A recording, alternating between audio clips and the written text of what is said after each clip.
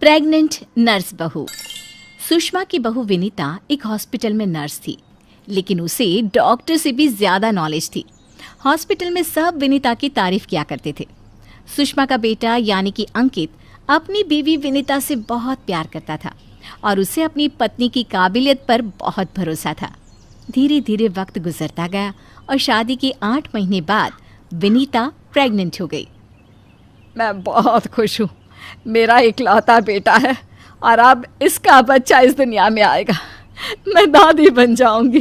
दादी मैं बता नहीं सकती मुझे कितना अच्छा लग रहा है।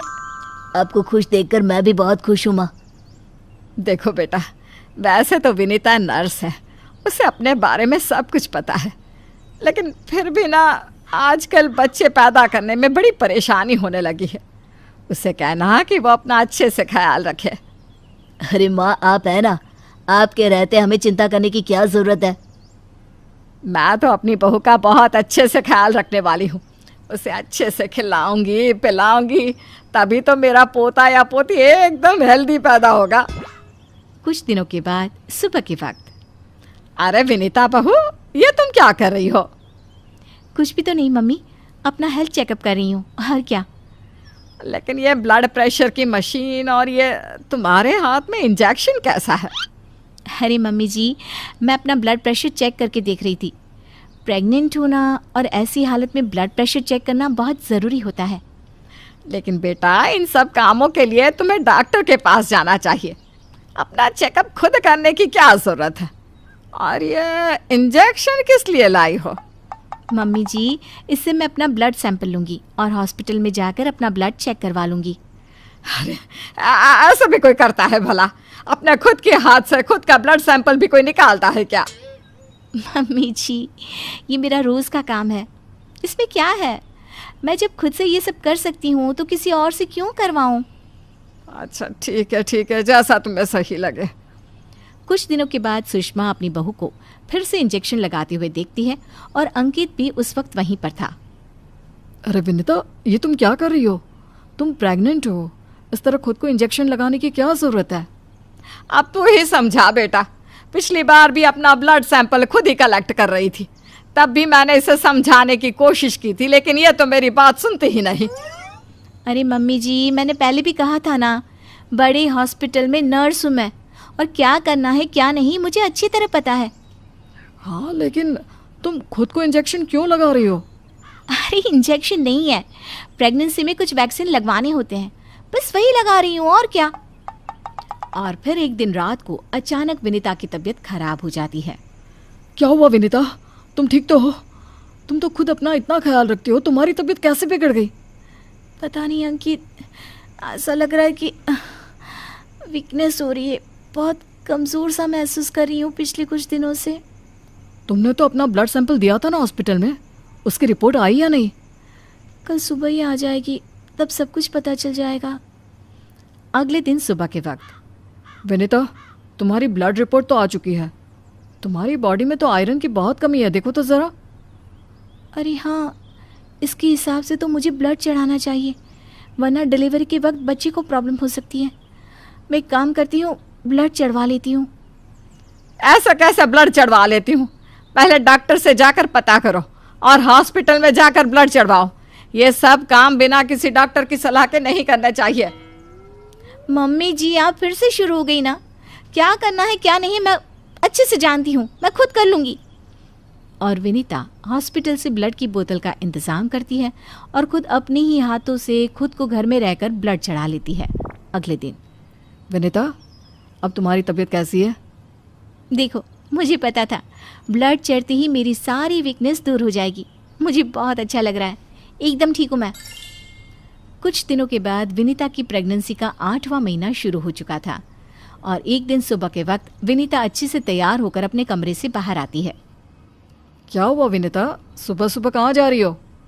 बहुत दिन हो गए हॉस्पिटल नहीं गई, सोच रही हूँ आज ड्यूटी पर चली जाती हूँ। डॉक्टर का भी फ़ोन आया था अभी। लेकिन बेटा, अब तुम्हारा 8वां महीना चल रहा है, ऐसी हालत में तुम्हें घर में आराम करना चाहिए और डिलीवरी करवाने तो बिल्कुल भी नहीं जाना चाहिए। लेकिन क्यों मम्मी जी, डिलीवरी करवाने में क्या प्रॉब्लम है? ये तो मेरा जॉब है। और हॉस्पिटल में दिन रात यही तो करवाती थी। आपने कहा कुछ दिन काम पर मत जाओ, इसलिए नहीं गई। हाँ मम्मी, वैसे विनीता ठीक ही तो कह रही है, उसका रोज़ का काम है ना ये। तुम आजकल के बच्चे ना कुछ नहीं समझते। अरे तुम्हें वैसा तो सब पता है, लेकिन शायद ये नहीं पता कि इस हालत में अगर तुम डिलीवरी करवाने आई औरतों को देखोगी तो तुम्हारी सेहत पर बुरा असर पड़ेगा। अरे मम्मी, ऐसा भी कुछ होता है क्या? मम्मी जी, किसी और की डिलीवरी करवाने से मेरे ऊपर कैसे फ़र्क पड़ सकता है? मैं कोई पहली बार थोड़ी ना ये सब करवाने जा रही हूँ। विनीता अपनी सास की एक नहीं सुनती और हॉस्पिटल चली जाती है। वहाँ से वापस आने के बाद, अरे मम्मी जी, आपको मेरी बहुत चिंता हो रही थी ना? ये देखिए, मैं बिल्कुल ठीक ठाक हूँ, अब आपको परेशान होने की ज़रूरत नहीं है। और जानती है, पूरी 5 डिलीवरी करवा कर आई हूँ, वो भी नॉर्मल वाली। देखा मम्मी, मैंने कहा था ना विनीता को नहीं होगा कुछ भी। वो बिल्कुल ठीक है। चलो अच्छा है बहू, मैं भी तो यही चाहती हूँ कि तू एकदम ठीक रहे। और आजकल जिसे देखो उसके ऑपरेशन से बच्चे होते हैं, ये देख देख करना बहुत डर लगता है। चिंता मत कीजिए मम्मी जी, मुझे कुछ नहीं होगा। मैं नर्स हूँ ना, रोज़ हॉस्पिटल में औरतों को सिखाती हूँ कि कैसे अपना ध्यान रखें ताकि नॉर्मल डिलीवरी हो। तभी अचानक हॉस्पिटल से डॉक्टर का कॉल आता है। कॉल पर बात करने के बाद, मम्मी जी, एक इमरजेंसी केस आ गया है, मुझे जाना होगा।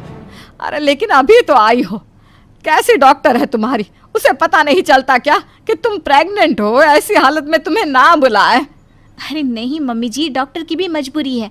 कह रही थी काफ़ी सीरियस केस है और हॉस्पिटल में उन्हें किसी दूसरी नर्स पर इतना भरोसा नहीं जितना मुझ पर है। मुझे लगता है कि तुम्हें मना कर देना चाहिए बहू। कुछ नहीं होगा मुझे मम्मी जी, मैं अभी डिलीवरी करवा के आती हूँ।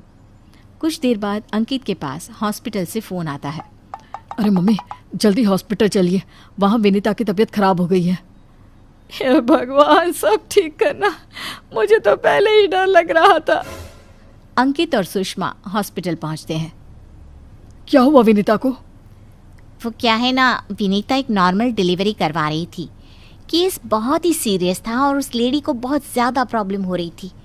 क्योंकि विनीता खुद प्रेग्नेंट है तो वो अचानक से घबरा गई और उसे लेबर पेन शुरू हो गया। लेकिन अभी तो मेरी बहू का सिर्फ 8वां महीना चल रहा है। देखिए, ऐसा हो जाता है। उस औरत को दर्द में देखकर घबराहट की वजह से विनीता को ये हुआ है। अरे डॉक्टर, लेकिन डरने की कोई बात तो नहीं है ना? नहीं नहीं, ऐसा कुछ नहीं, हमने उसे एडमिट कर लिया है। तभी सब देखते हैं कि विनीता अपने हाथ में एक छोटे से बच्चे को लिए बाहर आती है। अरे विनीता, तुम्हारी तो तबीयत ठीक नहीं थी, तुम्हें दर्द हो रहा था, तुम बाहर क्यों आ गई? अरे दर्द हो रहा था तो क्या हुआ, मैंने वो दवाई ले ली जिससे जल्दी आने वाले लेबर पेन रुक जाते हैं। और वैसे भी डॉक्टर, उस औरत को मेरी ज़रूरत थी, उसकी देखभाल के लिए मुझे ठीक होना ही था। ये देखिए, उसका बच्चा एकदम सही सलामत है।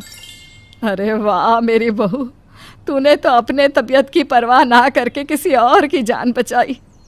मुझे तुम पर गर्व है विनीता। ऐसे ही थोड़ी ना वो हॉस्पिटल की सबसे अच्छी नर्स बनी है। मैंने कहा था ना मम्मी जी, मैं नर्स हूँ, मुझे अपने से पहले दूसरों की तकलीफ़ दिखाई देती है और मैं पहले अपने मरीज़ों की जान बचाती हूँ, फिर खुद की।